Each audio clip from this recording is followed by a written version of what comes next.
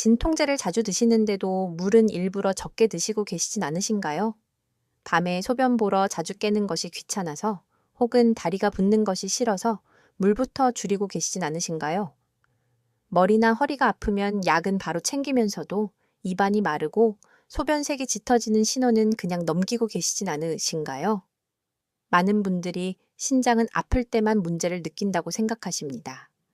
하지만 실제로는 그렇지 않습니다. 신장은 꽤 많이 지칠 때까지도 조용합니다. 그래서 더 무섭습니다.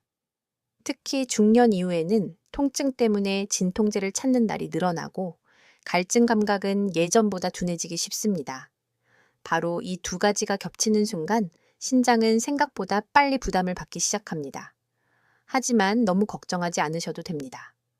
오늘 이 이야기를 끝까지 들으시면 어떤 약이 특히 조심해야 하는지, 물은 언제 어떻게 마셔야 덜 위험한지, 그리고 많은 분들이 놓치는 가장 흔한 실수까지 차근차근 이해하시게 됩니다. 제가 진료실에서 오래 기억하는 분이 한 분 계십니다.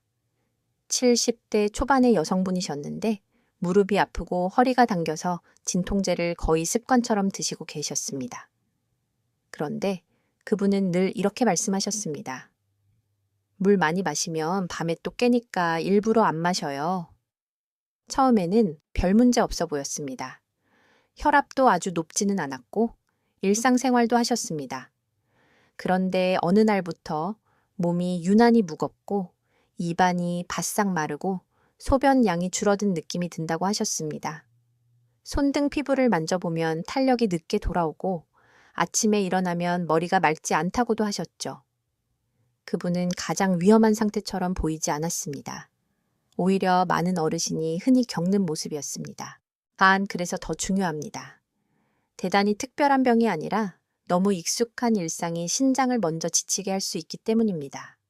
아프니까 약을 먹고 밤에 깨기 싫으니까 물을 줄이고 더부룩하니까 식사도 대충 넘기고 그러면서 몸은 점점 메말라다 갑니다.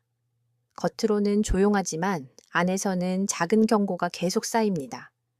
마치 싱크대 아래에서 물이 한 방울씩 새는데 바닥을 열어보기 전까지는 모르는 것과 비슷합니다. 조용해서 괜찮은 것이 아니라 조용해서 더 늦게 알아차리는 것입니다. 여기서 한 가지 의외로 많은 분들이 놀라시는 사실이 있습니다. 진통제가 항상 나쁜 약은 아닙니다. 꼭 필요한 순간 통증을 줄이고 움직임을 회복하게 도와주는 중요한 도구이기도 합니다. 문제는 약 자체보다 약을 버텨야 하는 몸의 상태입니다. 특히 수분이 부족한 상태에서 일부 진통제는 신장으로 가는 혈류를 더 불리하게 만들 수 있습니다. 쉽게 말씀드리면 신장은 계속 피를 받아서 거르고 내보내야 하는데 몸 안에 물이 부족하면 그 흐름이 약해집니다. 그런데 여기에 진통제가 겹치면 신장이 버티는 여유가 더 줄어들 수 있는 것입니다. 조금 더 쉽게 비유해 볼까요? 신장은 몸속의 정수기 필터와 비슷합니다. 물이 충분히 지나가야 필터도 뜨겁지 않게 무리 없이 제 역할을 합니다. 그런데 물은 적게 흐르는데 계속 많은 일을 시키면 어떻게 될까요? 필터는 점점 부담을 받고 작은 찌꺼기가 쌓이고 결국 오래 버티지 못합니다. 바로 이 점이 핵심입니다. 많은 분들은 물을 많이 마시면 붓지 않을까를 먼저 걱정하시지만 실제로는 탈수 상태가 먼저 신장을 날카롭게 괴롭히는 경우가 적지 않습니다. 갈증이 심하지 않아도 탈수는 올 수 있고 소변이 나온다고 해서 몸의 수분 균형이 충분한 것도 아닙니다. 그렇다면 당신의 몸은 지금 어떤 쪽에 가까울까요? 단지 나이 때문에 피곤한 걸까요? 아니면 신장이 조용히 보내는 신호를 놓치고 있는 걸까요? 입술이 자주 마르고 소변색이 진하고 일어나면 몸이 퍽퍽하게 무겁고 약을 먹는 날 유난히 기운이 빠진다면 한 번쯤 멈춰서 생각해 보셔야 합니다. 아직 늦지 않았기 때문입니다. 끝까지 보시면 어떤 진통제를 특히 조심해야 하는지, 물을 무작정 많이 마시면 안 되는 이유, 그리고 신장을 지키는 복용 타이밍까지 알려드릴게요. 이제 다음 이야기에서는 같은 진통제를 먹어도 어떤 날은 괜찮고 어떤 날은 위험해지는지, 바로 그 차이를 만드는 물 한 컵의 조건부터 함께 보겠습니다. 같은 진통제를 먹었는데도 어떤 날은 별일 없이 지나가고 어떤 날은 몸이 유난히 더 무겁고 기운이 빠지는 이유는 무엇일까요? 많은 분들이 약의 종류만 생각하십니다. 하지만 실제로는 그날 몸속에 물이 얼마나 충분했는지, 혈액순환이 어떤 상태였는지, 식사를 제대로 하셨는지, 그리고 이미 신장이 얼마나 지쳐 있었는지가 함께 작용합니다. 다시 말해, 약이 똑같아도 몸의 조건이 다르면 결과도 달라질 수 있다는 뜻입니다. 바로 이 점을 이해하셔야 신장을 지키는 첫 단추를 제대로 끼우실 수 있습니다. 신장은 하루 종일 쉬지 않고 피를 걸러냅니다. 몸속 노폐물을 소변으로 내보내고 수분과 전해질 균형을 맞추며 혈압에도 관여합니다. 그래서 신장은 단순히 소변만 만드는 기관이 아닙니다. 몸의 흐름을 조절하는 아주 섬세한 조절자에 가깝습니다. 그런데 나이가 들면 이 기능이 겉으로 드러나지 않게 조금씩 떨어질 수 있습니다. 검사 수치가 큰 이상이 없어도 예전만큼 빨리 회복하지 못하는 경우가 많습니다. 여기에 진통제를 자주 드시는 습관, 물을 적게 드시는 습관, 혈압약이나 이뇨제 같은 다른 약이 겹치면 부담은 더 커질 수 있습니다. 여기서 먼저 꼭 알아두셔야 할 쉬운 과학적 사실이 하나 있습니다. 신장은 충분한 혈류가 있어야 안전하게 일할 수 있습니다. 즉, 피가 충분히 들어와야 걸을 수 있습니다. 그런데 탈수 상태가 되면 몸은 중요한 장기로 가는 흐름부터 조절합니다. 그러면 신장으로 가는 혈류도 줄어들 수 있습니다. 이때 일부 진통제, 특히 흔히 쓰이는 소염 진통제 계열은 신장 안의 혈류 유지 기전을 더 불리하게 만들 수 있습니다. 쉽게 말하면 이미 물이 부족해서 수도관 압력이 약해졌는데 거기에 밸브까지 더 잠가버리는 것과 비슷합니다. 그러니 같은 약이라도 충분히 수분이 있는 날과 몸이 메말라 있는 날의 부담이 같을 수가 없습니다. 의외로 많은 분들이 나는 갈증이 없으니까 괜찮다고 생각하십니다. 그런데 이것이 첫 번째 함정입니다. 노년기에는 갈증을 느끼는 감각 자체가 둔해질 수 있습니다. 그래서 몸은 이미 약간 말라가고 있는데도 본인은 별로 마시고 싶지 않다고 느낄 수 있습니다. 더 놀라운 점은 탈수가 꼭 쓰러질 정도로 심해야만 문제가 되는 것이 아니라는 사실입니다. 아주 경미한 수분 부족이 며칠씩 반복되어도 신장은 계속 부담을 받을 수 있습니다. 특히 더운 날, 설사나 식욕 저하가 있는 날, 잠을 설쳐서 몸이 지친 날, 혹은 국물은 먹었지만 실제 수분 보충은 충분하지 않은 날에는 더 조심하셔야 합니다. 한 연구들과 임상 현장에서는 급성 신장 손상이 생각보다 평범한 일상 속에서 시작되는 경우가 많다는 점이 반복해서 언급됩니다. 거창한 중병이 아니라 감기 몸살로 입맛이 떨어진 며칠 동안 진통제를 반복해서 먹고 물은 잘 안 마시고 땀까지 흘렸던 상황이 겹치는 것입니다. 그래서 위험은 늘 병원 밖에서 먼저 자랍니다. 집에서, 부엌에서, 약 상자 앞에서 시작되는 경우가 많습니다. 이 말은 무섭게 들릴 수 있지만 동시에 희망적인 이야기이기도 합니다. 왜냐하면 조심할 수 있는 부분이 많기 때문입니다. 그러면 물을 많이만 마시면 다 해결될까요? 여기서 전문가들 사이에도 약간의 시각 차이가 있습니다. 한쪽에서는 어르신에게 탈수 예방이 가장 중요하므로 의식적으로라도 수분을 자주 보충해야 한다고 강조합니다. 실제로 갈증만 믿고 있다가는 늦을 수 있기 때문입니다. 반면 다른 쪽에서는 신부전이나 중증 신장질환, 특정 부종질환이 있는 분들에게는 무조건 많이 마시라는 조언이 오히려 위험할 수 있다고 말합니다. 이것도 맞는 이야기입니다. 결국 중요한 것은 남들처럼 많이가 아니라 내 몸 상태에 맞게 부족하지 않게입니다. 바로 이런 이유로 오늘 이야기는 극단이 아니라 균형을 말씀드리는 것입니다.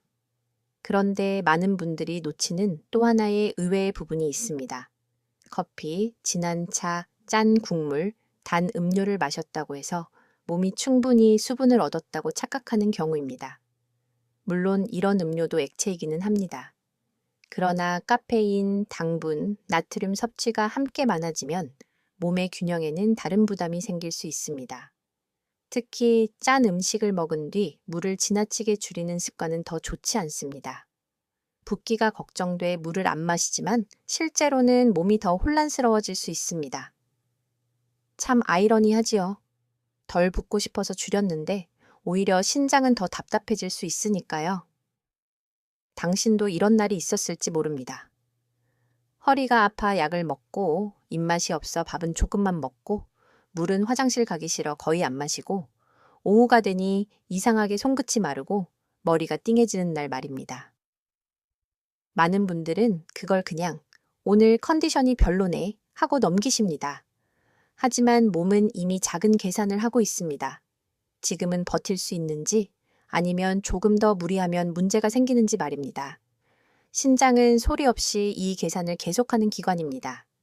기억하셔야 할 핵심은 단순합니다. 진통제의 위험은 약 이름만으로 결정되지 않습니다. 그날의 수분 상태, 나이, 기저질환, 함께 먹는 약, 식사 상태가 모두 함께 결정합니다. 그래서 누군가는 괜찮았던 약이 다른 누군가에게는 위험해질 수 있습니다. 바로 이 개인차 때문에 예전에 먹어도 괜찮았으니 이번에도 괜찮겠지 라는 생각이 가장 위험할 수 있습니다. 몸의 조건은 매번 같지 않기 때문입니다. 여기까지 들으시면서 조금 불안해지셨을 수도 있습니다. 하지만 너무 겁먹지는 않으셨으면 좋겠습니다. 중요한 것은 무조건 약을 끊는 것이 아니라 위험한 조합을 알아차리는 것입니다. 알고 나면 피할 수 있는 실수가 많습니다. 그리고 그중 가장 흔한 실수는 바로 몸이 보내는 작은 신호를 무시하는 것입니다. 다음 이야기에서는 참다 못해 병원에 오게 되는 사람들에게서 공통으로 보였던 초기 변화들을 더 구체적으로 말씀드리겠습니다. 왜 많은 분들이 위험 신호를 병으로 느끼지 못하는지, 그리고 당신이 오늘부터 가장 먼저 살펴봐야 할 몸의 신호는 무엇인지 함께 이어가 보겠습니다. 병원에 오시는 분들 가운데 의외로 많은 분들이 이렇게 말씀하십니다. 저는 특별히 아픈 데가 없었어요. 바로 이 말이 신장 이야기에서 가장 자주 등장하는 문장 중 하나입니다. 신장은 크게 망가지기 전까지도 티를 적게 내는 기관이기 때문입니다. 그래서 통증이 없다는 사실이 안심의 근거가 되지 못할 때가 많습니다. 오히려 너무 조용해서 몸이 보내는 작은 변화를 피곤함이나 나이 탓으로 돌리고 지나가게 됩니다. 진료실에서 자주 보는 초기 변화는 아주 평범합니다. 아침에 일어났을 때 입안이 유난히 텁텁하고 소변 새기 전보다 더 짙고 양이 줄어든 느낌이 있습니다. 오후만 되면 몸이 늘어지고 머리가 맑지 않고 계단 몇 칸만 올라가도 평소보다 더 지칩니다. 어떤 분은 발목 양말 자국이 오래 남는다고 하시고 어떤 분은 손등 피부가 전보다 푸석하다고 표현하십니다. 또 어떤 분은 속이 메스껍지는 않은데 입맛이 떨어져서 자꾸 식사를 건너뛰게 된다고도 하십니다. 이런 변화는 하나하나 떼어놓고 보면 대단해 보이지 않습니다. 그래서 더 잘 놓칩니다. 여기서 꼭 기억하실 쉬운 과학적 사실이 있습니다. 신장은 몸속의 물과 염분, 노폐물 균형을 조절합니다. 그런데 신장이 지치기 시작하면 이 균형이 아주 미세하게 흔들립니다. 그래서 피곤함, 집중 저하, 붓기, 소변 변화처럼 애매한 신호들이 먼저 나타날 수 있습니다. 즉, 신장이 보내는 첫 신호는 여기가 아픕니다가 아니라 몸의 리듬이 조금씩 이상해집니다. 인 경우가 많습니다. 몸 전체가 둔해지고 템포가 어긋나는 것이지요. 그런데 놀랍게도 어떤 분들은 탈수가 진행되고 있는데도 붓기가 함께 보입니다. 많은 분들이 이 부분에서 혼란스러워 하십니다. 말랐다면서 왜 붓죠? 아주 좋은 질문입니다. 몸속 수분은 단순히 많고 적고만의 문제가 아니라 어디에 어떻게 분포하는지도 중요합니다. 나트륨이 많거나 순환이 좋지 않거나 신장이 조절에 어려움을 겪기 시작하면 겉으로는 붓는 것처럼 보여도 실제로 신장이 편안하게 일할 만큼 좋은 순환이 유지되지 않을 수 있습니다.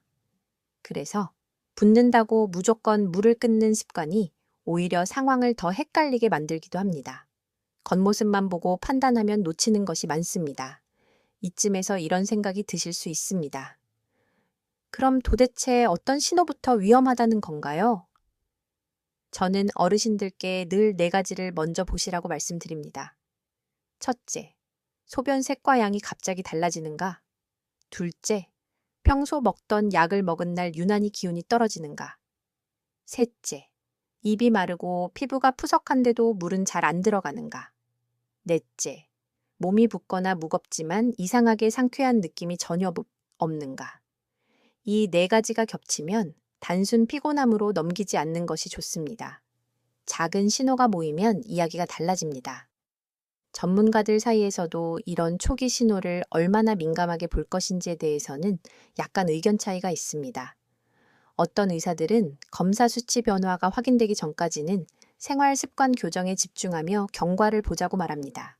반면 다른 의사들은 고령이거나 혈압, 당뇨, 심장질환, 기존 콩팥 기능, 저하가 있는 분은 아주 작은 변화도 적극적으로 살펴야 한다고 강조합니다. 저는 두 입장이 모두 일리가 있다고 생각합니다. 건강한 성인에게는 지나친 불안이 도움이 되지 않을 수 있습니다. 하지만 어르신에게는 조금만 더 보자가 늦을 수 있는 경우도 분명 있기 때문입니다. 결국 중요한 것은 내 몸의 위험도를 알고 해석하는 것입니다. 생각해보면 참 이상하지요? 사람들은 열이 나면 바로 천을 재고 혈압이 걱정되면 수치를 확인합니다. 그런데 소변색이 짙어지고 몸이 메마르고 약을 먹은 뒤 유난히 처지는데도 그냥 넘기는 경우는 많습니다. 왜 그럴까요? 아마 신장 문제는 너무 조용해서 이야기 속에서 중심에 서지 못했기 때문일지도 모릅니다. 하지만 조용한 기관일수록 더 세심하게 봐야 합니다. 조용한 문제가 오래 갑니다. 당신도 오늘부터 한번 살펴보셨으면 합니다. 약을 먹는 날 몸이 평소와 어떻게 다른지, 아침 첫 소변은 어떤지, 화장실 횟수만이 아니라 보고 나서 개운한지, 저녁이 되면 다리가 단지 피곤한 것인지, 아니면 묵직하게 부어오르는지, 이런 관찰은 겁을 주기 위한 것이 아니라 당신 몸과 다시 친해지기 위한 첫걸음입니다. 몸은 늘 말하고 있습니다. 우리가 바빠서 못 듣고 있을 뿐입니다. 조금 전에 말씀드렸던 70대 여성분도 처음에는 그냥 나이 들면 다 이렇죠? 라고 하셨습니다. 하지만 하나씩 짚어보니 약을 먹는 날마다 소변량이 줄고 입맛이 더 떨어지고 손등 피부가 바싹해지는 패턴이 있었습니다. 몸은 이미 반복해서 신호를 보내고 있었던 것입니다. 다행히 그분은 그때부터 진통제 복용 습관과 수분 섭취를 조정하면서 한결 안정된 흐름을 되찾으셨습니다. 거창한 기적이 아니라 작지만 중요한 방향 수정이었습니다. 다음 이야기에서는 이렇게 조용히 시작된 변화가 왜 참다 못해 병원에 오게 되는 순간으로 이어지는지, 그리고 신장이 정말 힘들어할 때 몸이 보내는 더 분명한 경고를 함께 짚어보겠습니다. 많은 분들이 병원에 오시는 시점은 되게 비슷합니다. 처음에는 그냥 피곤했습니다. 그 다음에는 입맛이 떨어졌습니다. 그 다음에는 몸이 붓는지 마는지 애매하게 무거웠고 소변도 조금 달라진 것 같았지만 확신은 없었습니다.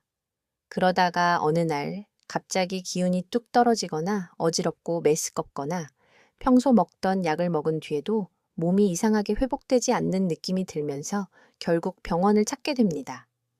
중요한 것은 그날 갑자기 모든 일이 시작된 것이 아니라는 점입니다. 대개는 그 전부터 조용히 쌓여 있었습니다. 신장이 정말 힘들어할 때는 몸 전체가 물길이 막힌 집처럼 반응할 수 있습니다. 노폐물을 제때 내보내지 못하고 수분과 염분 조절이 어긋나고 피의 흐름도 매끄럽지 않게 됩니다. 그러면 몸은 무겁고 머리는 맑지 않고 소화도 더딘 것 같고 숨이 답답하게 느껴질 수도 있습니다. 물론 이런 증상이 모두 곧바로 신장 문제를 의미하는 것은 아닙니다. 하지만 진통제를 자주 드시고 물을 충분히 못 드시고 고혈압이나 당뇨 같은 조건이 겹친다면 이야기는 달라집니다. 그때는 몸의 경고를 조금 더 진지하게 들어야 합니다. 여기서 쉬운 과학적 사실 하나를 꼭 기억하셨으면 합니다. 신장은 단지 소변만 만드는 기관이 아니라 혈압과 전해질 균형, 산염기 균형까지 조절합니다. 그래서 신장이 흔들리면 몸이 보내는 신호도 단순하지 않습니다. 다리만 붓는 것이 아니라 심장이 더 두근거릴 수 있고 기운이 없고 입맛이 떨어지고 집중력이 흐려질 수도 있습니다. 어떤 분은 몸이 붕 떠 있는 것 같다고 표현하시고 어떤 분은 힘이 없는데 잠도 개운하지 않다고 말씀하십니다. 이처럼 신장 문제의 초기 악화는 아주 다양한 얼굴로 나타납니다. 놀라운 것은 많은 분들이 진짜 위험 신호보다 덜 중요한 것에 더 예민해진다는 점입니다. 예를 들어 소변색이 짙어지고 양이 줄어드는 것은 그냥 넘기면서 얼굴이 조금 붓는 것만 보고 물을 확 줄이시는 분들이 있습니다. 혹은 며칠째 식사를 잘 못하고 있는데도 진통제는 계속 드십니다. 통증이 무서우니까요. 이것이 바로 신장이 특히 싫어하는 상황입니다. 들어오는 물과 영양은 부족한데 약은 계속 들어오고 몸은 회복할 재료 없이 버텨야 하는 상태 말입니다. 마치 기름도 거의 없는 차로 계속 오르막길을 오르는 것과 비슷합니다. 차는 당장 멈추지 않을 수 있어도 안쪽에서는 무리가 쌓입니다. 실제로 임상에서는 이런 패턴이 자주 보입니다. 감기나 몸살로 식사를 못하던 며칠, 설사나 구토가 있었던 날, 여름철 땀을 많이 흘린 날, 혹은 잠을 제대로 못 자서 몸이 탈진한 날에 진통제를 반복해서 복용하고 나서 신장 수치가 갑자기 나빠지는 경우입니다. 그래서 어떤 의사들은 진통제 자체보다 더 무서운 것은 그 약을 먹던 몸의 조건이라고 말합니다. 이 말은 아주 중요합니다. 약이 나쁘다는 단순한 이야기가 아니라 몸이 이미 지쳐 있을 때는 평소 괜찮던 것도 달라질 수 있다는 뜻이기 때문입니다. 반대로 일부 전문가들은 지나친 공포를 경계합니다. 진통제를 너무 무서워한 나머지 필요한 통증 조절까지 포기하면 움직임이 줄고 잠이 깨고 스트레스가 커져 오히려 전체 건강이 더 나빠질 수 있다는 입장입니다. 이 시각도 분명 타당합니다. 통증을 견디느라 걷지 못하고 식사도 못하고 잠도 설치면 그건 역시 몸 전체에 악영향을 줍니다. 단 결국 핵심은 먹느냐 안 먹느냐의 이분법이 아니라 언제 어떤 몸 상태에서 얼마나 조심해서 쓰느냐입니다. 저는 이 균형감이 가장 중요하다고 생각합니다. 어르신 건강에서는 극단이 대개 답이 아니기 때문입니다. 그러면 참다 못해 병원에 오게 되는 분들에게서 좀 더 분명한 신호는 무엇일까요? 소변량이 평소보다 확실히 줄어들거나 며칠째 입맛이 너무 떨어지거나 구역감이 생기거나 몸이 유난히 붓고 무거우며 약을 먹고 쉬어도 기운이 돌아오지 않는다면 그냥 넘기지 않는 것이 좋습니다. 특히 어지러움, 심한 무기력, 숨이 차는 느낌, 의식이 흐릿한 느낌이 동반되면 더 그렇습니다. 물론 이런 증상은 여러 원인으로 생길 수 있습니다. 하지만 바로 그 때문에 더더욱 설마 괜찮겠지로 버티는 시간을 줄여야 합니다. 몸은 때로 애매한 말투로 위험을 알립니다. 당신도 혹시 이런 순간이 있었습니까? 약을 먹은 뒤 이상하게 머리가 멍하고 입은 마르는데 물은 안 당기고 소변은 시원하지 않고 몸은 누워 있어도 무거운 날 말입니다. 그날을 그냥 피곤한 날로 끝내셨을지 모르지만 몸은 그날을 꽤 심각하게 기억했을 수도 있습니다. 사람은 아픈 기억보다 익숙한 습관을 더 오래 반복합니다. 그래서 위험은 늘 새롭고 거창한 모습보다 익숙하고 평범한 모습으로 돌아옵니다. 기억하시죠? 조금 전에 말씀드렸던 물길 이야기처럼 신장은 조용히 흐르는 기관입니다. 한번 크게 소리내기 전에 아주 오래 작은 속삭임을 반복합니다. 우리가 해야 할 일은 그 속삭임을 미리 알아듣는 것입니다. 아직 크게 망가지기 전에 아직 되돌릴 여지가 있을 때 말입니다.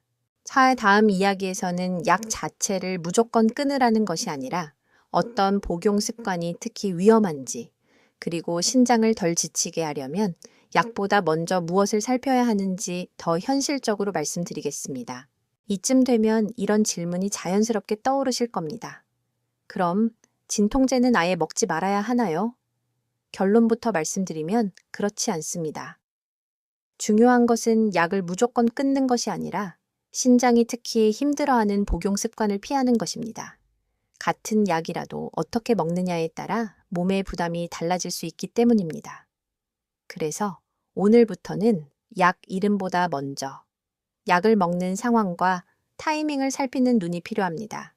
먼저 쉬운 과학적 사실 하나부터 짚고 가겠습니다. 신장은 피를 걸러 노폐물을 내보내는 기관입니다. 그런데 약은 대부분 몸에 들어온 뒤 분해되고 그 과정의 일부가 신장을 거칩니다. 즉, 약을 먹는다는 것은 단지 통증만 조절하는 일이 아니라 몸이 그 약을 처리해야 한다는 뜻이기도 합니다. 평소에는 큰 문제가 없을 수 있습니다. 하지만 수분이 부족하거나 식사를 거의 못했거나 열이 나고 땀을 많이 흘렸거나 이미 신장이 지쳐 있는 상태라면 상황은 달라집니다. 그때는 같은 복용량도 더 무겁게 느껴질 수 있습니다. 그래서 저는 어르신들께 약보다 먼저 오늘 몸 상태를 확인하셔야 합니다. 라고 자주 말씀드립니다. 예를 들어 아침부터 입이 바짝 마르고 소변색이 짙고 전날 밤 설사나 구토가 있었거나 식사를 제대로 못했는데도 통증이 있다고 바로 진통제를 드시는 경우가 있습니다. 이런 날은 몸에 여유가 적습니다. 다시 말해 약을 버텨줄 바탕이 약해져 있습니다. 바로 이런 상태가 신장이 가장 싫어하는 조건 중 하나입니다. 통증은 줄이고 싶지만 몸은 약을 처리할 준비가 부족한 상태이기 때문입니다. 의외로 많은 분들이 저지르는 첫 번째 실수는 식사도 못했는데 약부터 먹는 것입니다. 얜 속을 보호하려고가 아니라 그냥 아프니까 급하게 드시는 경우가 많습니다. 물론 모든 약이 반드시 식후여야 하는 것은 아닙니다. 그러나 최소한 탈수와 공복이 겹친 상태에서는 약 복용이 더 조심스러워져야 합니다. 몸 안에 물도 적고 에너지도 부족한데 약까지 들어오면 신장은 그 상황을 무겁게 받아들일 수 있습니다. 마치 일꾼이 지친 상태인데 갑자기 더 큰 짐을 얻는 것과 같습니다. 두 번째 실수는 괜찮아질 때까지 며칠 연속으로 습관처럼 먹는 것입니다. 통증이 하루 이틀에 끝나지 않으면 사람 마음은 조급해집니다.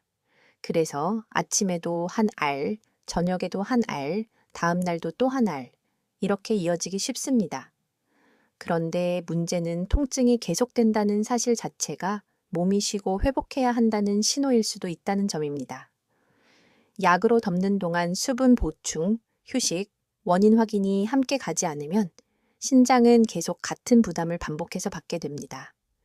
통증은 조금 조용해졌는데 몸 안의 피로는 더 쌓일 수 있는 것이지요. 세 번째로, 흔한 실수는 다른 약과의 겹침을 가볍게 보는 것입니다. 혈압약, 이뇨제, 당뇨약, 감기약, 한약, 건강기능식품까지 함께 드시는 어르신들이 많습니다. 물론 이 모든 것이 무조건 위험하다는 뜻은 아닙니다. 다만 여러 약이 함께 들어오면 몸의 수분 상태나 혈압, 순환에 영향을 주는 방식이 겹칠 수 있습니다. 바로 이 부분 때문에 전문가들 사이에서도 어떤 약이 더 위험한가 보다 어떤 조합과 어떤 몸 상태가 문제인가를 더 중요하게 보는 시각이 많습니다. 특히 기존의 콩팥 기능이 떨어져 있거나 고혈압, 당뇨가 있는 분은 더 그렇습니다. 여기서 반대 의견도 있습니다. 어떤 전문가는 어르신들이 약을 지나치게 무서워해서 꼭 필요한 치료까지 놓치는 것을 더 걱정합니다. 이 말도 맞습니다. 통증 조절이 안 되면 움직임이 줄고, 움직임이 줄면 근력도 떨어지고, 잠도 나빠지고, 삶의 의욕까지 흔들릴 수 있습니다. 결국 신장만 볼 것이 아니라 사람 전체를 봐야 한다는 이야기입니다. 그래서 가장 좋은 방법은 버티느냐, 무조건 먹느냐가 아니라 덜 위험한 방식으로 쓰느냐입니다. 몸의 조건을 확인하고 수분 상태를 살피고 반복 복용을 습관화하지 않는 것. 이것이 훨씬 현실적인 답입니다. 그렇다면 약보다 먼저 무엇을 보셔야 할까요? 저는 4가지를 권합니다. 오늘 물을 충분히 드셨는지, 식사를 했는지, 소변색과 양이 평소와 다른지, 그리고 몸이 유난히 축 처지는지입니다. 이 네 가지가 좋지 않은 날에는 약을 대하는 태도도 달라져야 합니다. 무조건 참으라는 뜻이 아닙니다. 다만 몸 상태가 평소와 다를 때는 조금 더 신중해야 한다는 뜻입니다. 필요하다면 복용 전후 몸 반응을 관찰하고 통증이 반복되면 원인을 확인하는 방향으로 가야 합니다. 약은 지혜롭게 쓰면 도움이 되지만 무심하게 쓰면 몸의 약한 고리를 먼저 건드릴 수 있습니다. 여기까지 들으시면서 나는 너무 아무 생각 없이 먹었나 하고 마음이 무거워지실 수도 있습니다. 하지만 자책하실 필요는 없습니다. 대부분의 어르신들이 그렇게 해오셨고 그게 이상한 일이 아니기 때문입니다. 중요한 것은 오늘부터 달라지는 것입니다. 익숙한 방식 대신 몸 상태를 먼저 보는 습관 하나만 생겨도 방향이 달라집니다. 작은 차이가 신장을 쉬게 합니다. 다음 이야기에서는 많은 분들이 가장 헷갈려 하시는 주제에 갈증이 없어도 정말 탈수일 수 있는가를 더 깊이 말씀드리겠습니다. 왜 나이가 들수록 물 부족을 늦게 알아차리게 되는지, 그리고 목이 마르지 않아도 몸은 이미 신호를 보내고 있는 이유를 함께 보겠습니다. 많은 분들이 이렇게 말씀하십니다. 목이 마르지 않은데 왜 탈수인가요? 바로 이 질문이 오늘 가장 중요한 이야기일 수 있습니다. 젊을 때는 몸이 물이 부족하면 비교적 빨리 갈증으로 알려줍니다. 그런데 나이가 들수록 이 신호가 예전만큼 분명하지 않을 수 있습니다. 다시 말해, 몸은 이미 조금 마르고 있는데도 본인은 나는 괜찮다고 느낄 수 있다는 뜻입니다. 그래서 노년기의 탈수는 더 조용하고 더 늦게 들키고 그래서 더 위험합니다. 쉬운 과학적 사실부터 말씀드리겠습니다. 우리 몸은 혈액의 농도와 순환 상태를 감지해서 갈증을 느끼게 합니다. 그런데 나이가 들면 이 조절 감각이 둔해질 수 있습니다. 입이 아주 마르기 전까지는 물 생각이 잘 안 나고 심지어 물을 마시는 것이 번거롭게 느껴지기도 합니다. 여기에 밤에 화장실 가기 싫은 마음, 다리 붓기가 신경 쓰이는 마음, 식사량 감소, 더운 날씨, 약 복용까지 겹치면 몸은 천천히 마르기 시작합니다. 문제는 그렇게 천천히 진행되는 수분 부족이 신장에는 결코 가볍지 않다는 것입니다. 의외로 많은 분들이 탈수를 아주 극단적인 상태로만 생각하십니다. 쓰러질 정도로 어지럽거나 입술이 심하게 갈라지거나 열이 펄펄 나야 탈수라고 여기는 것이지요. 하지만 실제로는 그보다 훨씬 앞선 단계부터 몸은 영향을 받습니다.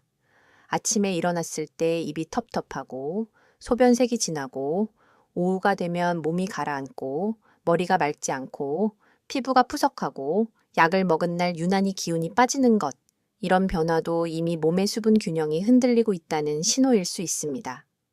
그리고 바로 이런 애매한 단계에서 많은 분들이 놓칩니다. 너무 아프지 않으니까요. 너무 익숙하니까요. 난 여기서 또 하나 중요한 반전이 있습니다. 갈증이 없다고 해서 몸이 편한 것은 아닙니다. 오히려 갈증 신호가 약한 것이 더 위험할 수 있습니다. 경보기가 고장난 집을 생각해 보시면 쉽습니다. 불이 나지 않은 것이 아니라 알림이 약해진 것일 수 있습니다. 신장 역시 그렇습니다. 몸속 물의 흐름이 충분해야 피를 거르고 노폐물을 내보내는 일이 부드럽게 이어지는데 수분이 부족하면 이 흐름이 점점 뻣뻣해질 수 있습니다. 그리고 그 상태에서 진통제까지 들어오면 신장은 더 예민해집니다. 전문가들 사이에서는 탈수 예방을 어떻게 지도해야 하는지에 대해 약간 다른 시각도 있습니다. 어떤 쪽은 어르신에게는 갈증을 기준으로 삼지 말고 시간대별로 조금씩 계획해서 마시는 것이 훨씬 안전하다고 말합니다. 실제로 매우 실용적인 조언입니다. 반면 다른 쪽은 신부전, 진행된 신장질환, 심한 부종이 있는 분들에게는 이런 조언을 일률적으로 적용하면 안 된다고 강조합니다. 이 역시 맞는 이야기입니다. 결국 중요한 것은 무조건 많이도 아니고 목마를 때만도 아니라 내 상태를 알고 부족하지 않게 유지하는 것입니다.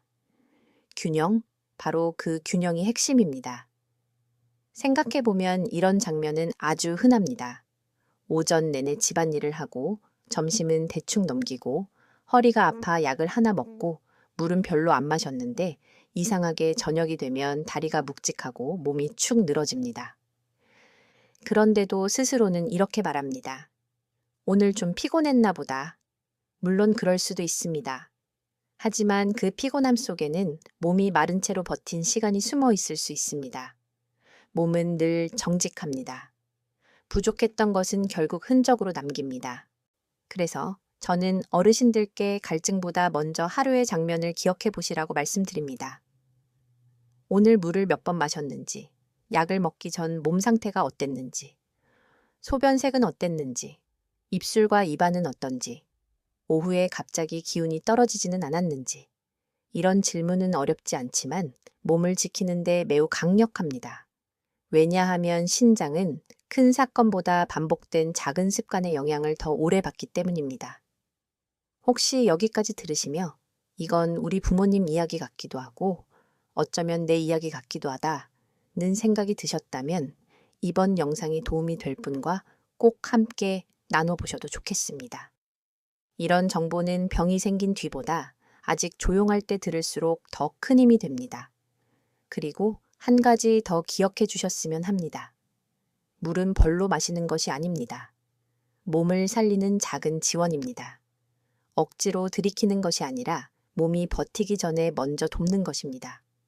특히 약을 먹는 날, 더운 날, 식사를 잘 못한 날, 잠을 설친 날에는 나는 안 마셔도 괜찮다 보다 오늘 내 몸이 조금 더 필요하지 않을까를 먼저 떠올리는 것이 좋습니다.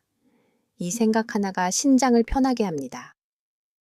다음 이야기에서는 신장이 특히 싫어하는 더 위험한 조합들을 함께 보겠습니다.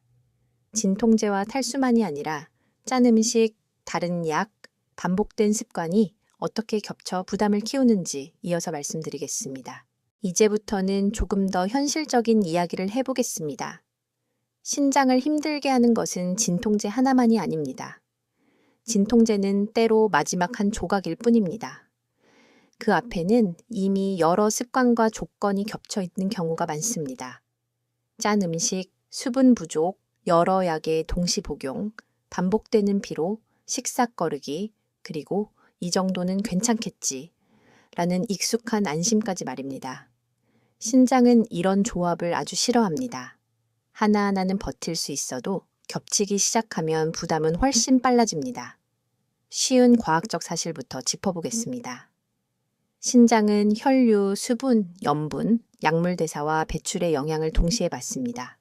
그러니까 몸에 물이 부족한데 염분은 많고 여기에 신장 혈류에 영향을 줄 수 있는 약이 들어오고 혈압이나 당 조절까지 흔들리면 신장은 여러 방향에서 동시에 압박을 받게 됩니다. 마치 한 사람이 네 방향에서 동시에 짐을 드는 것과 비슷합니다. 각 짐은 버틸 수 있어도 한꺼번에 오면 무너지기 쉬운 것처럼 말입니다. 어르신들 식탁에서 흔히 보이는 첫 번째 조합은 바로 짠 음식과 적은 물입니다. 김치, 젓갈, 국물, 찌개. 반찬은 입맛을 살려주지만 나트륨이 많을 수 있습니다. 그런데 이런 음식을 드신 날일수록 오히려 물은 덜 드시는 경우가 있습니다. 붓지 않으려고 바로 이 생각 때문이지요. 하지만 몸은 그렇게 단순하지 않습니다. 나트륨이 많으면 몸은 더 많은 조절을 해야 하고 신장은 그 균형을 맞추느라 바빠집니다. 그런데 물까지 부족하면 상황은 더 답답해집니다. 겉으로는 붓는 것 같아도 신장이 편하게 일할 환경은 오히려 더 나빠질 수 있습니다. 참 역설적이지요. 붓기를 피하려는 습관이 신장에는 더 큰 숙제가 되기도 하니까요. 제 두 번째로 흔한 조합은 여러 약이 겹치는 경우입니다. 혈압약, 이뇨제, 당뇨약, 감기약, 진통제, 때로는 건강식품이나 한약까지 더해집니다. 물론 이것이 곧바로 위험하다는 뜻은 아닙니다. 문제는 몸 상태가 좋지 않은 날에도 평소처럼 같은 방식으로 복용을 이어갈 때입니다. 예를 들어 식사를 거의 못했고 물도 잘 안 들어가고 어제부터 설사가 있었는데도 원래 먹던 약에 진통제까지 더하면 몸은 그 조합을 힘겹게 처리할 수 있습니다. 전문가들 사이에서는 이런 상황을 특히 조심해야 한다는 공감대가 큽니다. 약 이름 하나보다 몸 상태와 약의 조합이 더 중요하다는 뜻입니다. 여기서 조금 놀라운 사실이 하나 있습니다. 많은 분들이 약은 약사나 의사가 알아서 맞춰줬으니 나는 그냥 정해진 대로 먹으면 된다고 생각하십니다. 물론 기본적으로는 맞는 이야기입니다. 하지만 의사나 약사는 당신이 오늘 얼마나 물을 마셨는지, 어젯밤 설사를 했는지, 오늘 입맛이 전혀 없는지, 날씨가 너무 더운지까지 매번 실시간으로 알 수는 없습니다. 바로 그 부분은 당신 몸이 가장 먼저 알고 있습니다. 그래서 같은 처방이라도 몸의 조건이 달라진 날에는 더 세심한 관찰이 필요합니다. 당신의 일상은 처방전 바깥에 있기 때문입니다. 세 번째 위험한 조합은 피로와 무리입니다. 잠을 제대로 못 자고 식사도 불규칙하고 몸은 지쳐 있는데 통증 때문에 진통제를 더 자주 찾는 흐름이 생깁니다. 이때 사람은 통증만 해결하고 싶어집니다. 그런데 몸은 통증만의 문제가 아니라 전체 회복력이 떨어진 상태일 수 있습니다. 이런 날 신장은 아주 묵묵히 버티지만 그 버팀은 공짜가 아닙니다. 다음 날 더 피곤해지고 입맛이 더 떨어지고 내 수분 보충은 더 소홀해지고 다시 약을 찾는 악순환이 시작될 수 있습니다. 이것이 바로 신장을 지치게 하는 생활의 흐름입니다. 한 번의 큰 실수보다 작은 무리가 이어지는 구조가 더 문제입니다. 전문가들 사이의 의견 차이도 이 지점에서 나옵니다. 어떤 전문가는 어르신 건강에서 가장 중요한 것은 과도한 약보다 생활에 누적된 무리라고 강조합니다. 반면 다른 전문가는 생활 습관도 중요하지만 실제 손상을 촉발하는 것은 결국 특정 약물과 조합일 수 있으니 양력 점검이 우선이라고 말합니다. 저는 두 시각 모두 필요하다고 생각합니다. 왜냐하면 신장 건강은 하나만 고쳐서 해결되는 경우가 드물기 때문입니다. 약만 줄여도 안 되고 물만 늘려도 안 되고 짠 음식만 조절해도 충분하지 않을 수 있습니다. 조합을 함께 보는 눈이 필요합니다. 그렇다면 오늘부터 무엇을 가장 먼저 피해야 할까요? 아주 단순하게 말씀드리면 이렇습니다. 물은 부족한데 짜게 드시는 날, 식사는 거의 못했는데 약은 계속 드시는 날, 몸이 지쳤는데 통증만 덮으려고 반복 복용하는 날, 여러 약이 겹치는데 몸 반응을 전혀 살피지 않는 날. 이런 날들이 반복되면 신장은 조용히 지칩니다. 그리고 무서운 점은 그 피로가 처음에는 생활의 불편으로만 느껴진다는 것입니다. 몸이 좀 무겁고 입맛이 없고 다리가 붓고 소변이 시원치 않은 정도로 지나가니 심각하게 보이지 않습니다. 하지만 바로 그런 평범함이 위험의 얼굴입니다. 기억하시죠? 조금 전에 갈증이 약한 것이 오히려 더 위험할 수 있다고 말씀드렸습니다. 신장이 싫어하는 조합도 마찬가지입니다. 문제는 늘 드러나게 오지 않습니다. 보통은 조용히 겹칩니다. 짠 점심, 적은 물, 오후에 진통제, 저녁에 피곤함, 밤에 잦은 소변, 다음 날에 더 큰 무기력. 몸은 이 흐름을 기억합니다. 이 이야기가 도움이 되셨다면 주변의 부모님이나 가족과도 함께 나눠보셨으면 합니다. 특히 약을 자주 드시는 분일수록 이런 작은 조합의 위험을 미리 아는 것이 큰 차이를 만듭니다.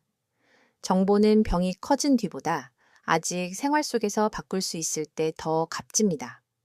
다음 이야기에서는 많은 분들이 반대로 오해하시는 부분, 그럼 물은 많이 마실수록 좋은가를 차분히 짚어보겠습니다. 정말 무조건 많이 마시면 되는지, 또 누구에게는 조심이 필요한지 균형 있게 말씀드리겠습니다. 이제부터는 조금 더 현실적인 이야기를 해보겠습니다. 신장을 힘들게 하는 것은 진통제 하나만이 아닙니다. 진통제는 때로 마지막 한 조각일 뿐입니다.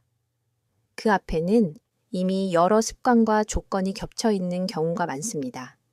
짠 음식, 수분 부족, 여러 약의 동시 복용, 반복되는 피로, 식사 거르기, 그리고 이 정도는 괜찮겠지 라는 익숙한 안심까지 말입니다. 신장은 이런 조합을 아주 싫어합니다. 하나하나는 버틸 수 있어도 겹치기 시작하면 부담은 훨씬 빨라집니다. 쉬운 과학적 사실부터 짚어보겠습니다. 신장은 혈류, 수분, 염분, 약물 대사와 배출의 영향을 동시에 받습니다. 그러니까 몸에 물이 부족한데 염분은 많고 여기에 신장 혈류에 영향을 줄 수 있는 약이 들어오고 혈압이나 당 조절까지 흔들리면 신장은 여러 방향에서 동시에 압박을 받게 됩니다. 마치 한 사람이 네 방향에서 동시에 짐을 드는 것과 비슷합니다. 각 짐은 버틸 수 있어도 한꺼번에 오면 무너지기 쉬운 것처럼 말입니다. 어르신들 식탁에서 흔히 보이는 첫 번째 조합은 바로 짠 음식과 적은 물입니다. 김치, 젓갈, 국물, 찌개, 반찬은 입맛을 살려주지만 나트륨이 많을 수 있습니다. 그런데 이런 음식을 드신 날일수록 오히려 물은 덜 드시는 경우가 있습니다. 붓지 않으려고 바로 이 생각 때문이지요. 하지만 몸은 그렇게 단순하지 않습니다. 나트륨이 많으면 몸은 더 많은 조절을 해야 하고 신장은 그 균형을 맞추느라 바빠집니다. 그런데 물까지 부족하면 상황은 더 답답해집니다. 겉으로는 붓는 것 같아도 신장이 편하게 일할 환경은 오히려 더 나빠질 수 있습니다. 참 역설적이지요. 붓기를 피하려는 습관이 신장에는 더 큰 숙제가 되기도 하니까요. 두 번째로 흔한 조합은 여러 약이 겹치는 경우입니다. 혈압약, 이뇨제, 당뇨약, 감기약, 진통제, 때로는 건강식품이나 한약까지 더해집니다. 물론 이것이 곧바로 위험하다는 뜻은 아닙니다. 문제는 몸 상태가 좋지 않은 날에도 평소처럼 같은 방식으로 복용을 이어갈 때입니다. 예를 들어 식사를 거의 못했고 물도 잘 안 들어가고 어제부터 설사가 있었는데도 원래 먹던 약에 진통제까지 더하면 몸은 그 조합을 힘겹게 처리할 수 있습니다. 전문가들 사이에서는 이런 상황을 특히 조심해야 한다는 공감대가 큽니다. 약 이름 하나보다 몸 상태와 약의 조합이 더 중요하다는 뜻입니다. 여기서 조금 놀라운 사실이 하나 있습니다. 많은 분들이 약은 약사나 의사가 알아서 맞춰줬으니 나는 그냥 정해진 대로 먹으면 된다고 생각하십니다. 물론 기본적으로는 맞는 이야기입니다. 하지만 의사나 약사는 당신이 오늘 얼마나 물을 마셨는지, 어젯밤 설사를 했는지, 오늘 입맛이 전혀 없는지, 날씨가 너무 더운지까지 매번 실시간으로 알 수는 없습니다. 바로 그 부분은 당신 몸이 가장 먼저 알고 있습니다. 그래서 같은 처방이라도 몸의 조건이 달라진 날에는 더 세심한 관찰이 필요합니다. 당신의 일상은 처방전 바깥에 있기 때문입니다. 세 번째 위험한 조합은 피로와 무리입니다. 잠을 제대로 못 자고 식사도 불규칙하고 몸은 지쳐 있는데 통증 때문에 진통제를 더 자주 찾는 흐름이 생깁니다. 이때 사람은 통증만 해결하고 싶어집니다. 그런데 몸은 통증만의 문제가 아니라 전체 회복력이 떨어진 상태일 수 있습니다. 이런 날 신장은 아주 묵묵히 버티지만 그 버팀은 공짜가 아닙니다. 다음 날 더 피곤해지고 입맛이 더 떨어지고 수분 보충은 더 소홀해지고 다시 약을 찾는 악순환이 시작될 수 있습니다. 이것이 바로 신장을 지치게 하는 생활의 흐름입니다. 한 번의 큰 실수보다 작은 무리가 이어지는 구조가 더 문제입니다. 전문가들 사이의 의견 차이도 이 지점에서 나옵니다. 어떤 전문가는 어르신 건강에서 가장 중요한 것은 과도한 약보다 생활에 누적된 무리라고 강조합니다. 반면 다른 전문가는 생활 습관도 중요하지만 실제 손상을 촉발하는 것은 결국 특정 약물과 조합일 수 있으니 약력 점검이 우선이라고 말합니다. 저는 두 시각 모두 필요하다고 생각합니다. 왜냐하면 신장 건강은 하나만 고쳐서 해결되는 경우가 드물기 때문입니다. 약만 줄여도 안 되고 물만 늘려도 안 되고 짠 음식만 조절해도 충분하지 않을 수 있습니다. 조합을 함께 보는 눈이 필요합니다.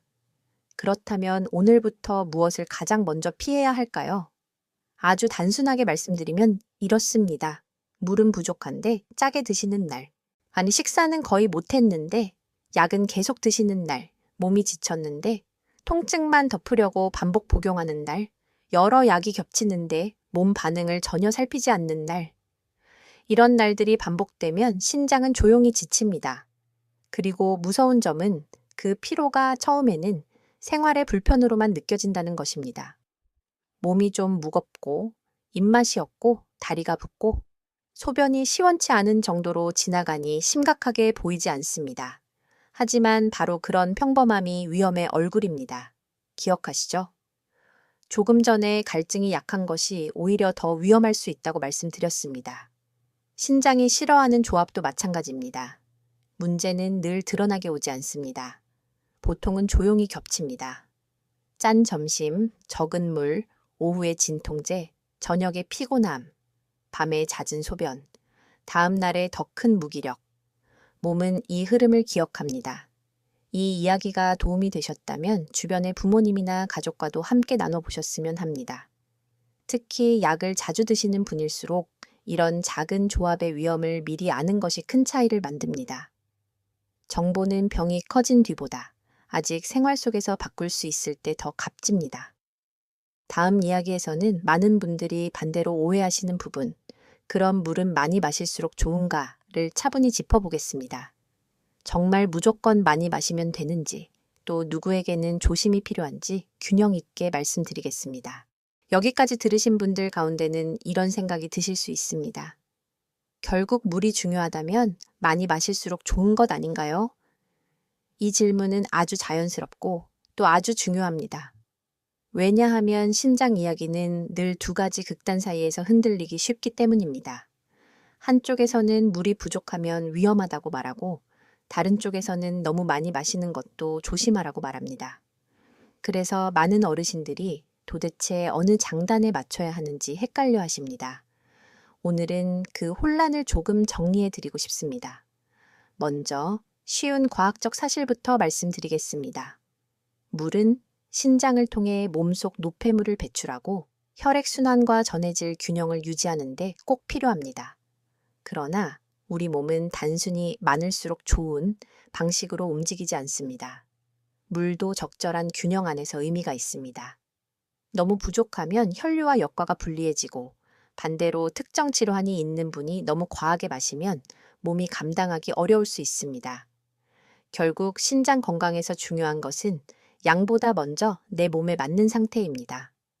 의외로 많은 분들이 오늘 물을 거의 못 마셨으니 저녁에 한꺼번에 많이 마시면 되겠지 라고 생각하십니다. 하지만 이 방식은 꼭 좋은 보충법이 아닐 수 있습니다. 몸은 하루 종일 조금씩 균형을 맞추며 일하는데 오랫동안 부족했다가 갑자기 한꺼번에 들어오면 밤중 화장실이 늘고 수면이 깨지고 오히려 다음날 또 물을 줄이게 되는 악순환으로 이어질 수 있습니다. 특히 어르신에게는 하루 전체에 걸쳐 조금씩 나누어 마시는 것이 훨씬 편안한 경우가 많습니다. 몸은 급격한 변화보다 부드러운 흐름을 더 잘 견딥니다. 이 부분에서 전문가들 사이에도 시각 차이가 있습니다. 어떤 전문가들은 어르신들이 갈증을 잘 못 느끼기 때문에 계획적으로라도 자주 마셔야 한다고 강조합니다. 실제로 매우 현실적인 조언입니다. 특히 진통제를 먹는 날, 더운 날, 식사를 잘 못한 날, 설사나 땀이 많았던 날에는 이런 계획이 더 중요해질 수 있습니다. 반면 다른 전문가들은 신부전, 진행된 만성 신장질환, 심한 부종, 특정간 질환이 있는 분에게는 무조건 많이 드세요. 라는 조언이 오히려 해가 될 수 있다고 말합니다. 이것도 분명 맞는 이야기입니다. 그래서 건강 정보는 늘 단순한 구호보다 내 몸 상태와 함께 해석해야 합니다. 놀라운 것은 많은 분들이 물을 하나의 숫자로만 생각한다는 점입니다. 하루 몇 컵, 몇 리터처럼 말입니다. 물론 기준은 도움이 됩니다. 하지만 실제 몸 상태는 숫자 하나로만 설명되지 않습니다. 같은 양을 마셔도 어떤 날은 더운 날씨로 많이 잃을 수 있고 어떤 날은 짠 음식을 먹어서 더 필요할 수 있고 어떤 날은 몸 상태가 좋지 않아 조절이 어려울 수 있습니다. 그러니 진짜 중요한 질문은 나는 오늘 몇 컵을 마셨나만이 아니라 오늘 내 몸이 평소보다 더 필요로 했나 아니면 조심해야 했나 입니다. 물은 계산이면서도 관찰입니다. 생각해보면 이런 장면이 익숙하실 수 있습니다. 낮에는 바빠서 거의 못 마시다가 저녁에 텔레비전을 보며 컵을 몇 번 비웁니다. 그러면 밤에 화장실을 자주 가게 되고 다음 날은 이래서 물을 많이 마시면 안 돼 라고 결론을 내리게 됩니다. 하지만 문제는 물 자체보다 마시는 리듬이었을 가능성이 큽니다. 낮에 조금씩 나누어 드셨다면 몸의 반응이 달라졌을 수도 있습니다. 참 사소해 보이는 차이지요. 하지만 어르신 건강에서는 이런 리듬의 차이가 의외로 큽니다. 또 한 가지, 물을 많이 마신다고 해서 짠 음식이나 반복된 약 복용, 피로 누적의 문제가 사라지는 것은 아닙니다. 바로 이 점이 중요합니다. 어떤 분은 나는 물을 꽤 많이 마시니까 괜찮다고 안심하십니다. 그런데 식사는 불규칙하고 국물은 짜고 진통제는 자주 먹고 소변색이나 몸의 무거움은 계속 변한다면 물만으로는 충분하지 않을 수 있습니다. 물은 중요한 축이지만 전체 그림의 한 부분입니다. 신장은 한 가지 선행으로 모든 것을 용서해주는 기관이 아닙니다. 대신 여러 작은 배려가 모이면 분명히 더 편안해지는 기관입니다. 그러면 실제로 어떻게 하는 것이 좋을까요? 저는 목마를 때만 벌컥도 아니고 무조건 많이도 아닌 중간의 지혜를 권합니다. 아침에 일어나 한 번, 식사 사이사이 조금씩, 약을 먹는 날은 더 의식해서, 더운 날과 컨디션이 좋지 않은 날은 조금 더 세심하게, 그리고 밤늦게 몰아서 마시는 습관은 줄이는 쪽으로 말입니다. 물론 심장이나 신장 문제로 수분 제한을 들으신 분은 반드시 개인 지침을 우선하셔야 합니다. 여기서 중요한 것은 남의 기준이 아니라 내 몸의 리듬과 의사의 조언을 함께 보는 것입니다. 당신은 지금 어떠신가요? 혹시 물을 적게 마시는 것이 몸을 덜 괴롭힌다고 믿고 계셨나요? 아니면 반대로 많이만 마시면 다 괜찮아질 거라고 안심하고 계셨나요? 몸은 늘 한쪽 극단보다 균형을 좋아합니다. 신장도 마찬가지입니다. 너무 적어도 힘들고 어떤 분에게는 너무 많아도 힘들 수 있습니다. 결국 필요한 것은 정답 하나가 아니라 내 몸을 듣는 태도입니다. 조금 전에 말씀드렸던 조합의 이야기처럼 물도 혼자 작동하지 않습니다. 짠 음식, 약, 수면, 피로, 식사 상태와 함께 움직입니다. 그래서 내일 아침부터는 물을 하나의 숙제가 아니라 몸의 흐름을 부드럽게 만드는 작은 도구로 생각해 보셨으면 합니다. 벌칙처럼 마시는 것이 아니라 조용히 신장을 돕는 방식으로 말입니다. 다음 이야기에서는 이제 가장 실질적인 부분으로 들어가 보겠습니다. 집에서 바로 시작할 수 있는 변화, 즉 오늘부터 신장을 덜 지치게 하는 작은 생활 습관들을 하나씩 정리해 드리겠습니다. 이제부터는 조금 안심이 되실 수도 있습니다. 앞에서는 무엇이 위험한지, 어떤 조합이 신장을 지치게 하는지 계속 말씀드렸다면 지금부터는 그래서 오늘부터 무엇을 바꾸면 되는가를 아주 현실적으로 이야기해 보려고 합니다. 신장을 지키는 일은 거창한 치료에서만 시작되지 않습니다. 오히려 대부분은 집안에서, 부엌에서, 약통 앞에서, 물컵 하나를 대하는 태도에서 시작됩니다. 그리고 다행스럽게도 이런 변화는 생각보다 어렵지 않습니다. 아주 작지만 반복 가능한 습관이 신장을 오래 편하게 해줍니다. 가장 먼저 드리고 싶은 쉬운 과학적 사실은 이것입니다. 신장은 갑자기 건강해지기보다 매일 덜 지치게 만들수록 오래 버팁니다. 즉, 특별한 보약 하나보다 반복되는 부담을 줄이는 것이 더 중요합니다. 물을 조금씩 나누어 마시는 습관, 몸 상태가 좋지 않은 날 약을 더 신중하게 대하는 습관, 짠 음식을 먹는 날 물과 휴식을 함께 생각하는 습관, 이런 것들이 바로 신장을 쉬게 합니다. 신장은 대단한 이벤트보다 조용한 일상의 균형을 더 오래 기억합니다. 그러면 무엇부터 시작하면 좋을까요? 첫 번째는 약을 먹는 날의 몸 상태를 먼저 확인하는 것입니다. 그냥 아프니까 습관처럼 꺼내 드시기보다 오늘 입이 많이 마른지, 식사를 했는지, 설사나 구토는 없었는지, 소변색이 평소보다 진하지는 않은지 잠깐 살펴보는 것입니다. 이 10초의 확인이 생각보다 큽니다. 몸이 메말라 있고 기운이 없는 날이라면 적어도 오늘은 평소보다 더 조심해야겠다는 경계가 생기기 때문입니다. 많은 분들은 이 과정을 귀찮게 느끼실 수 있습니다. 하지만 사실 이것은 몸과 다시 대화하는 아주 짧은 시간입니다. 두 번째는 물을 한꺼번에 마시지 않고 하루에 나누어 마시는 습관입니다. 아침에 눈 뜨고 한번, 식사 사이에 조금씩, 약을 먹는 날은 조금 더 의식해서, 더운 날이나 입맛이 없는 날은 놓치지 않도록 챙기는 방식이 좋습니다. 여기서 중요한 것은 억지로 과하게 마시는 것이 아니라 몸이 바닥나기 전에 조금씩 채워주는 것입니다. 의외로 많은 분들이 한 번에 많이 마셔야 효과가 있다고 생각하시지만 어르신에게는 부드럽게 이어지는 흐름이 더 편할 때가 많습니다. 특히 밤에 몰아서 마시는 습관은 수면을 깨고 다음날 다시 물을 줄이게 만들 수 있으니 조심하는 편이 좋습니다. 세 번째는 식사를 거의 못한 날의 약 복용 습관을 다시 보는 것입니다. 몸이 약을 처리하는 데에는 물만이 아니라 에너지와 전반적인 컨디션도 중요합니다. 그러니 하루 종일 밥을 거의 못 드셨고 몸이 축 처지고 입까지 마른 날에는 약을 무심하게 반복해서 드시는 습관을 한번 돌아보셔야 합니다. 물론 필요한 통증 조절은 중요합니다. 하지만 반복되는 통증이 있다면 그것을 계속 덮는 것만으로는 해결이 되지 않을 수 있습니다. 이 지점에서 일부 전문가들은 반복되는 진통제보다 통증 원인 평가가 더 먼저라고 강조합니다. 반면 다른 전문가들은 통증 조절이 안 되면 삶 전체가 무너질 수 있으니 안전한 방식의 조절이 우선이라고 말합니다. 저는 이 두 입장을 이어서 보시는 것이 좋다고 생각합니다. 참지 말되 무심하게 넘기지도 않는 태도 말입니다. 네 번째는 소변을 몸의 신호로 보는 습관입니다. 우리는 혈압이나 혈당은 신경 쓰면서도 소변 색과 양, 개운함은 쉽게 지나칩니다.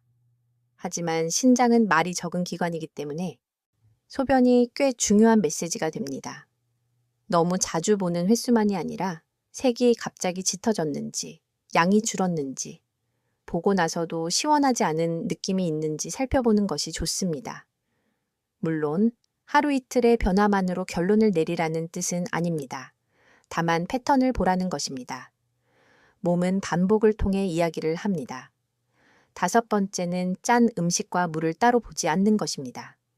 김치, 찌개, 국물, 젓갈 같은 음식은 어르신 식탁에서 아주 익숙합니다.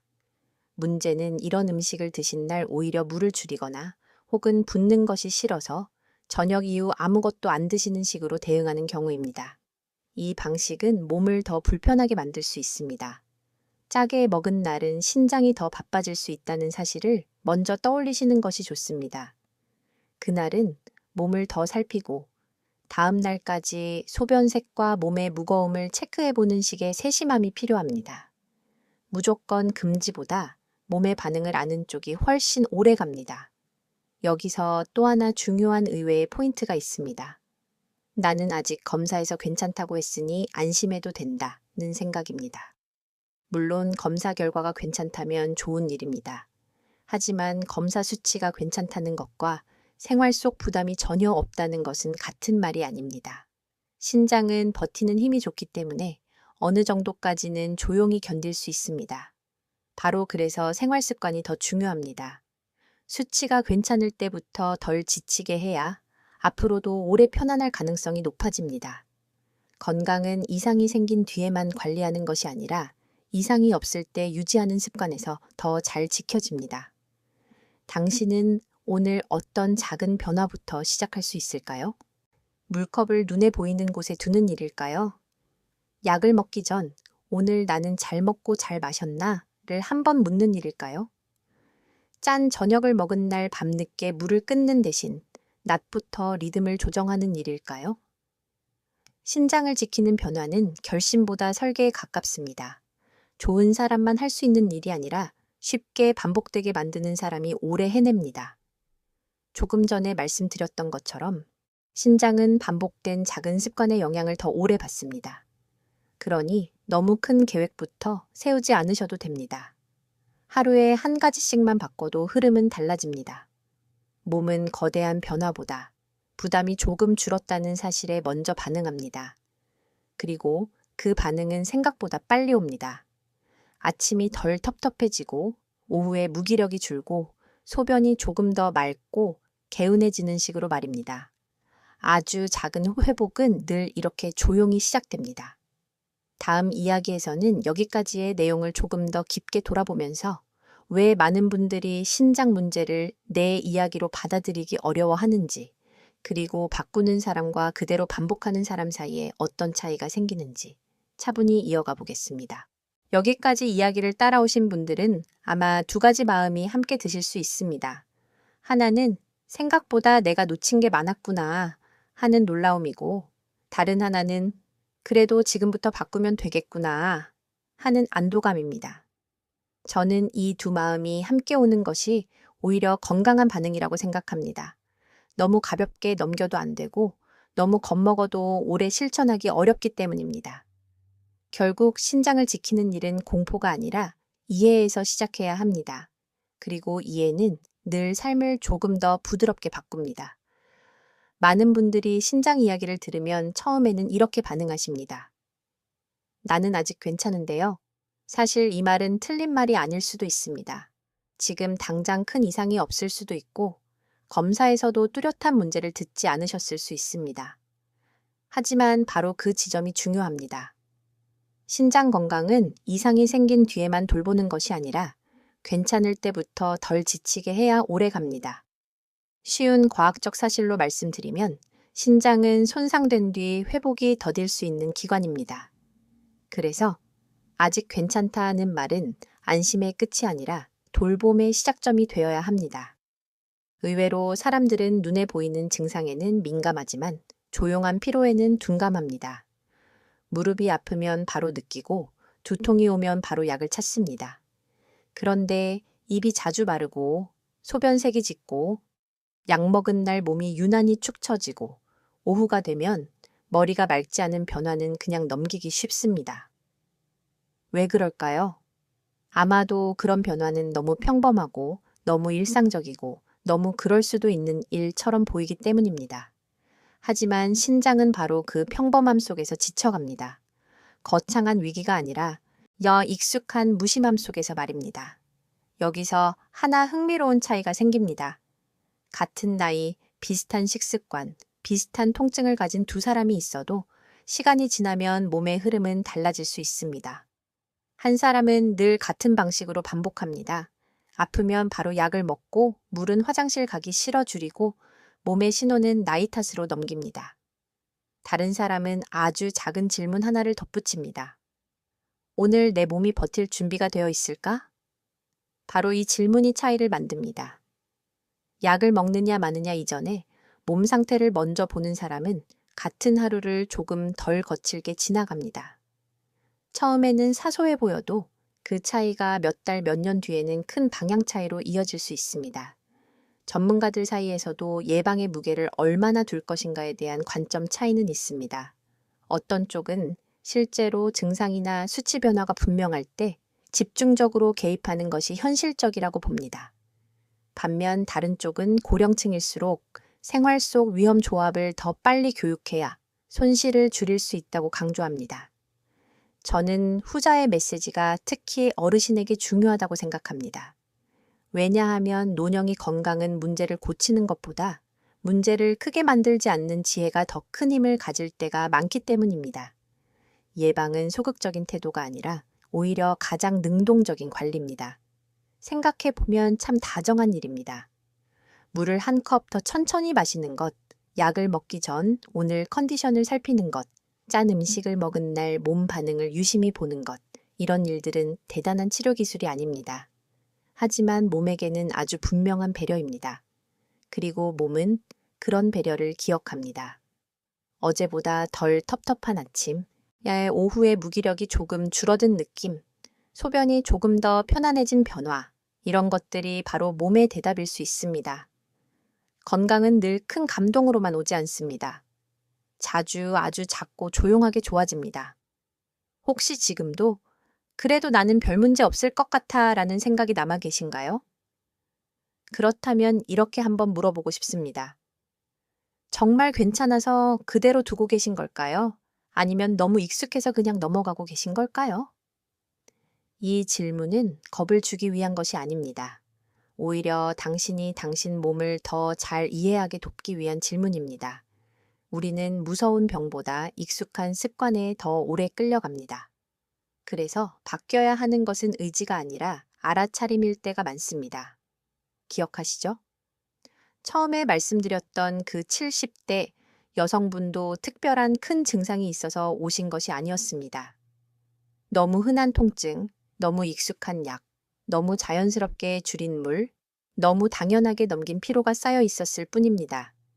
하지만 그 흐름을 알아차리고 방향을 조금 바꾸자 몸은 다시 달라지기 시작했습니다.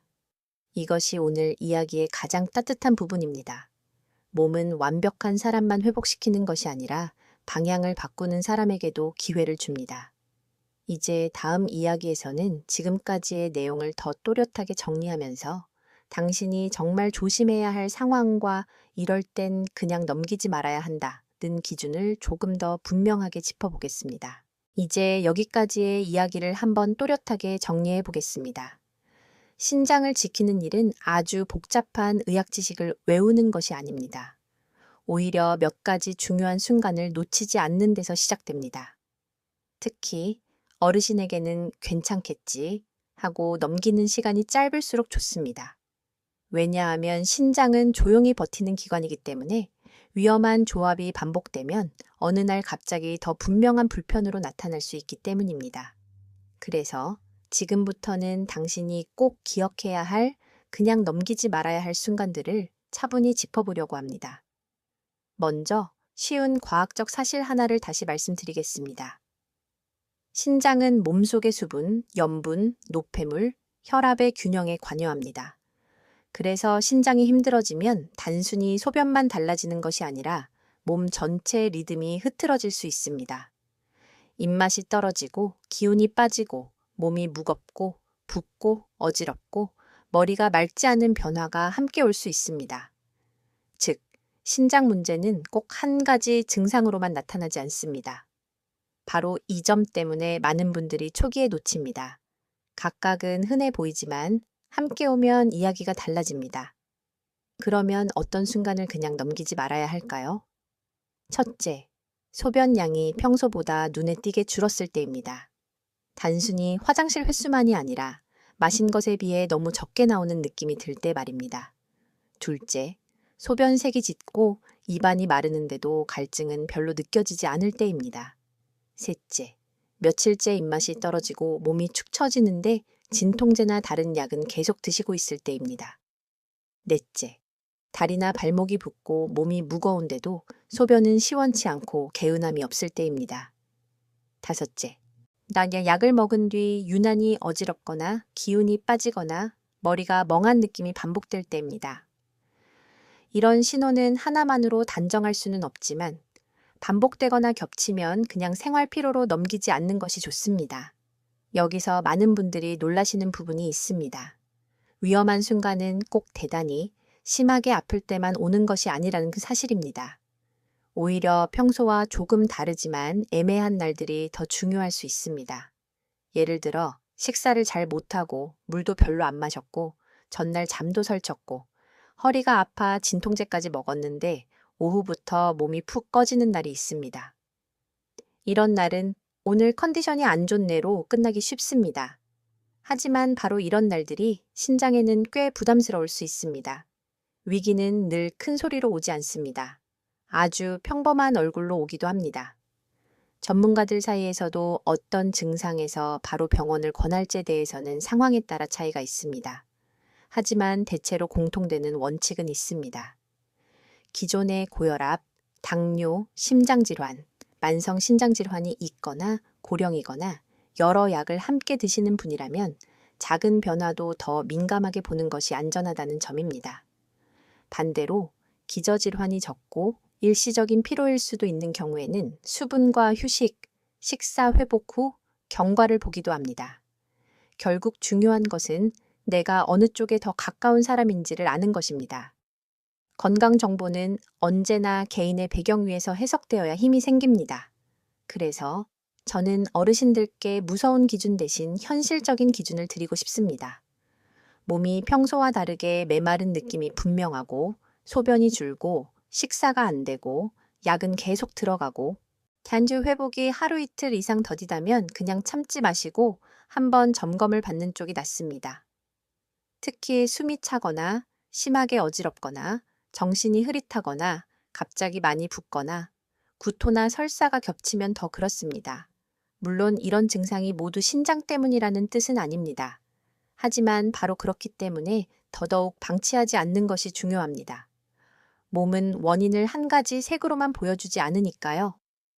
당신이 지금 이 기준을 듣고 이 정도면 예전에 한두 번 있었던 것 같다고 느끼셨다면 그 기억을 가볍게 넘기지 않으셨으면 합니다.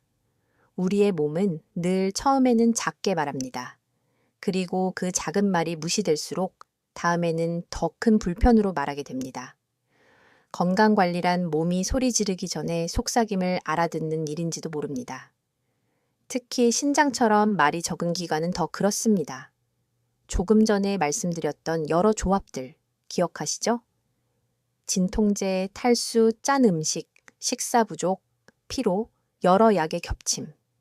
당신이 정말 조심해야 할 것은 이 요소들 중 하나만이 아니라 그것들이 한나란시에 겹치는 순간입니다.